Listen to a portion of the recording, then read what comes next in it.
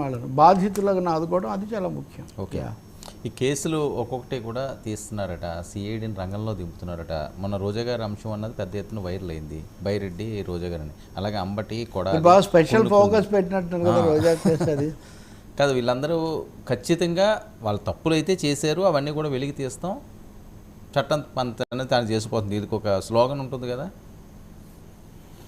ఇప్పుడు ఆ చివరి వాక్యానికి కట్టుబడి ఉన్నంత వరకు ఎన్ని చేయొచ్చండి. చట్టం తన పని తాను చేసుకోపోవాలి, మన పని కాదు, చట్టానికి అప్పగించాలి. నేను అందుకే ఇప్పుడు కోర్టుల్లో చాలాసార్లు అడిగేవాళ్ళు చాలామంది, ఆయన తప్పు చేయలేదా, ఈయన తప్పు చేయలేదా, అది జగన్మోహన్ రెడ్డి మీద కేసు అయినా లేదా ఇంకొక ఆయన మీద పెట్టిన కేసు అయినా కోర్టుకు వెళ్ళిన తర్వాత కోర్టే సర్వస్వం.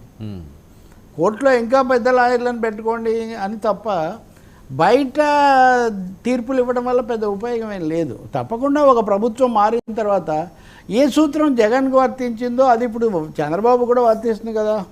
ఇప్పుడు అంతకుముందు అన్నీ మేము తవ్వి తీసాము, అమరావతి భూముల కుంభకోణము, స్కిల్ కుంభకోణము, ఇంకో కుంభకోణం అని ఒక కేసులు పెట్టారు. అది కూడా పాలన చివరిలో, మరి 5 ఏళ్ల దాకా ఆగి 4.5 ఏళ్ళు అయ్యాక పెట్టారు ఇందులో ఎక్కువ భాగం. ఇప్పుడు మరి కొత్తగా వచ్చిన వాళ్ళు కూడా చేస్తారు కదా ఆ పని. Because government is a continuation. ప్రభుత్వము పాలన ఒక కొనసాగింపు అని మీరు అనుకుంటే ఆ కొనసాగింపులో ఎక్కడెక్కడ తప్పిందో కొనసాగింపు, ఎక్కడెక్కడ తప్పులు జరిగాయో వాటి మీద విచారణలు ఉంటాయి. ఇది ఒక విధమైన బాధ్యతాయుతమైన జవాబుదారీతనం వేరు, రాజకీయపరమైన కక్ష సాధింపు వేరు. జవాబుదారీతనం లేదన్న చోట దుబారా జరిగింది, దుర్వినియోగం జరిగింది, తప్పు జరిగింది అన్న చోట తప్పకుండా వాటి మీద చర్యలు తీసుకుంటారు, వాటికి వాళ్ళు జవాబు చెప్పాల్సి కూడా ఉంటుంది. నేను అన్నాను కదా తప్పు చేశారా తప్పక చేశారని. ఇప్పుడు అధికారులు అయితే పోనీ తప్పక చేశాము పైన ఉన్న వాళ్ళు చెప్తే, అధినేతలు ఎలా అంటారు? అవును, అధినేతలు బాధ్యత వహించాలి కదా దానికి. కాబట్టి తప్పకుండా జరుగుతుంది అది. ఇంకా చాలా చూడాల్సి ఉన్నదంటారా? చాలా చూడాల్సింది చాలా ఉంది, చెప్పాల్సింది చాలా ఉంది, చూడాల్సింది మిగిలే ఉందని. అయితే వీలైనంత వరకు మంచి కూడా చూద్దాం మనము. ఇవి ఒక భాగం వాళ్ళకు సంబంధించినవి రాజకీయపరమైనవి. ఈ కంటిన్యూషన్లో ప్రజలకు సంబంధించిన మంచి రాష్ట్ర అభివృద్ధి, అనేక అంశాల్లో వచ్చినటువంటి ఇబ్బందులు, వీటన్నిటిని దాటడానికి ఏం చేయాలి? అలాగే కేంద్రాన్ని కూడా లెక్కలోకి తీసుకోవాలి. కేంద్రం రాదు, ఎందుకంటే వీళ్ళది అధికార కూటమి కేంద్రంలో కూడా. కాబట్టి రాష్ట్రానికి ఏమైనా కొంచెం అవి ఇవి అవసరమైనవి తెప్పించి కొంచెం రాష్ట్రాన్ని ముందుకు తీసిపోయే మార్గం చూడాలి. వివాదాలు ఉద్రిక్తతలు తగ్గించి వికాసము ఏది ఉధృతం చేయటం మంచిది. ఓకే సార్, ఇప్పటివరకు సీఎంలకి ఆ సెక్యూరిటీలు ఈ సెక్యూరిటీలు అని చెప్పి బాగా ఎక్కువగా మనం వింటుంటాం, పిఎంలకి సీఎంలకి. కానీ ఇప్పుడు మీరు అంటుంటారు కదా అప్పుడప్పుడు 6 అడుగుల బుల్లెట్, ఆ బుల్లెట్కి కూడా Y plus escort bulletproof car కేటాయింపట. ఏపీ సచివాలయానికి డిప్యూటీ సీఎం పవన్ కళ్యాణ్ గారు కొద్దిసేపటి క్రితం వెళ్ళారు. ప్రమాణ స్వీకారం తర్వాత తొలిసారి సచివాలయానికి. ఎలా ఉండబోతుంది? ఇప్పుడు దాకా సినిమాల్లోనే చూసారు ఆ గబ్బర్ సింగ్ని. ఇంకేముంది, జనపవనం అని అనిపించాలి. మరి జనపవనం మొదలవుతుంది అని అనిపించాలి. ఇది ప్రజల కోసం ఈ పవనం ఉంటుంది, ప్రజల కోసం పనిచేస్తుంది అనే ఒక అభిప్రాయం తీసుకొని రావాల్సిన బాధ్యత ఒకటి ఉంటుంది. రెండవది మీరు అన్న సెక్యూరిటీ అంటారా, 3 కోణాల్లో ఆయనకు సెక్యూరిటీ కల్పించాల్సి వస్తుంది. ఒకటి deputy chief minister Chandrababu Naidu హోదా ప్రోటోకాల్ అన్నీ కల్పిస్తున్నారు, అది. రెండవది ఆయన మామూలుగానే వెరీ పాపులర్ స్టార్ కాబట్టి సొంతంగానే ఇప్పుడు మా ఫంక్షన్స్కు 2 సార్లు వచ్చారు, ఆయన సొంతంగానే బోల్డ్ సెక్యూరిటీ అవన్నీ ఉంటే పర్సనల్ సెక్యూరిటీ మీ దగ్గరికి వచ్చినప్పుడు కూడా ఎప్పుడైనా అక్కడి వరకు అనుకోండి, మరి వేదిక మీదకి కాకపోయినా వాళ్ళు చాలా తంటలు పడేవాళ్ళు వాళ్ళు.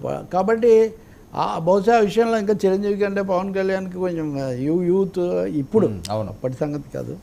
కాబట్టి అదొకటి ఉంటుంది. మూడవది రైవల్రీ చాలా తీవ్రంగా ఉంది కదా. ఎన్నికలకు ముందు ఫోకస్ అంతా కూడా అప్పుడున్న అధికార పార్టీకి పవన్ కళ్యాణ్కి, పవన్ వర్సెస్ జగన్ అన్నట్టుగా సాగినదే చాలా ఎక్కువ భాగం. మూడవది ఉద్రిక్తతలు ఇవన్నీ రీత్యా అంటే ఆయన అభిమానుల నుంచి కూడా కాపాడాలి. అవును, ప్రత్యర్థుల నుంచి మాత్రమే కాదు, అభిమానులు కూడా మరీ పూర్తిగా ఎగబడే ఒక అదనపు సమస్య కూడా ఇక్కడ ఒకటి ఉంటుంది. కాబట్టి సెక్యూరిటీ పెట్టి జాగ్రత్తలు తీసుకోవడం చాలా మంచిది. సెక్యూరిటీ అనేది భద్రత కోసమే కానీ దూరం పెంచడానికి కాకూడదు. ఆ రెండింటినీ కూడా బ్యాలెన్స్ చేసుకోవాల్సిన, సమతుల్యం చేసుకోవాల్సిన బాధ్యత ఆయన మీద ఉంటుంది.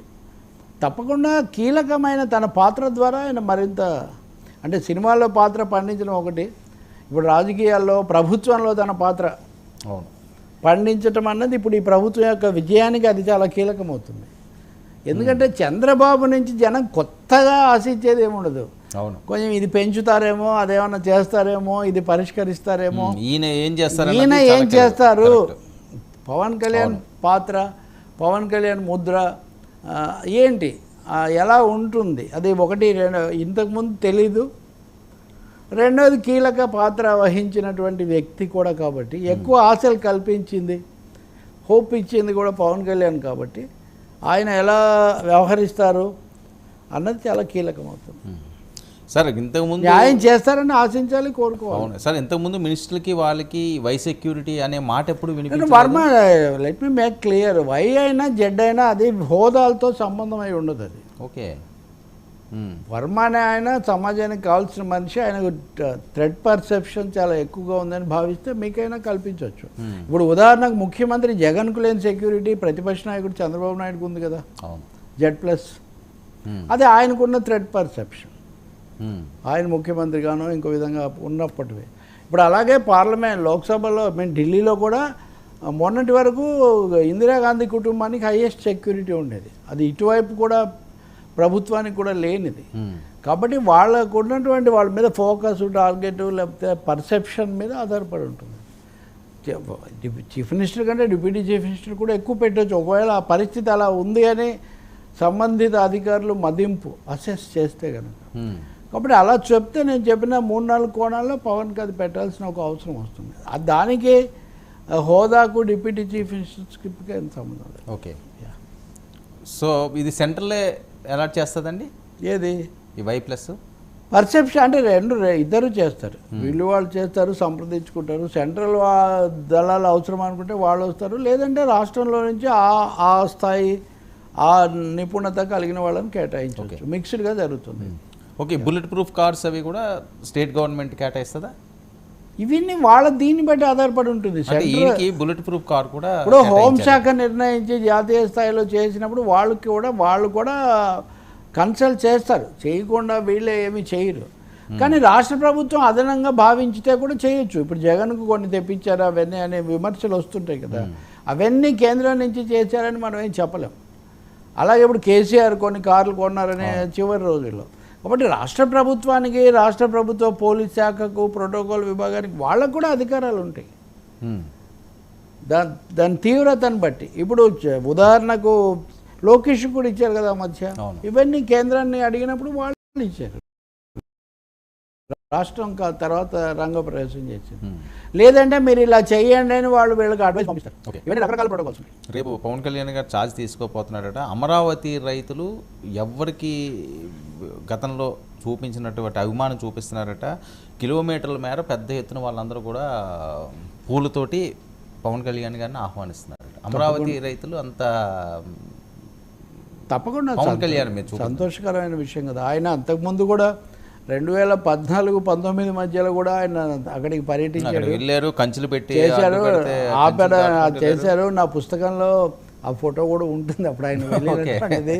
కాబట్టి మంచిది కదా, అప్పుడు కష్ట సుఖాల్లో తోడుగా నిలబడ్డాడు. కాబట్టి ఇంకోటి బీజేపీ కొంచెం మేము మద్దతు కాదు అంటూనే ఊగిసలాట్లో ఉన్నప్పుడు ఈయనైతే గట్టిగా నిలబడ్డాడు కదా. అప్పుడు కూడా ఆయన వెళ్ళింది ఏంటంటే భూమి ఇవ్వము అనే వాళ్ళ దగ్గర తీసుకోకండి అన్నదే ఆ సిద్ధాంతం మీద. ఐ థింక్ అప్పుడు ఉండవల్ల ఎవరో 1-2 చోట్ల అలా వచ్చిందని ఆ మాటకు ఆయన వెళ్ళారు. నిలబడ్డాడు కదా, ఎనివే ప్రజలతో నిలబడ్డాడు, అక్కడికి వెళ్ళాడు, కూర్చున్నాడు. మొదటిసారి నిజాన్ని 2014 ప్రభుత్వం వచ్చాక మొదటిసారి ప్రజలకు వెళ్ళినప్పుడు ఆయన దర్బార్ లాంటివి జరిపింది మంగళగిరి దగ్గరే. అక్కడ కూర్చొని వాళ్ళందరి ఫిర్యాదులు తీసుకొని అవన్నీ చంద్రబాబుకి చెప్పారు. ఉత్థానం ఒకటి, ఇది ఒకటి. కాబట్టి ఆ కంటిన్యూటీ ఉంది, తప్పకుండా మంచి విషయం. దాన్ని తొందరగా ఆయన ఢిల్లీలో మోదీ గారితో మాట్లాడి డబ్బులు తెప్పించి తొందరగా పూర్తి చేస్తే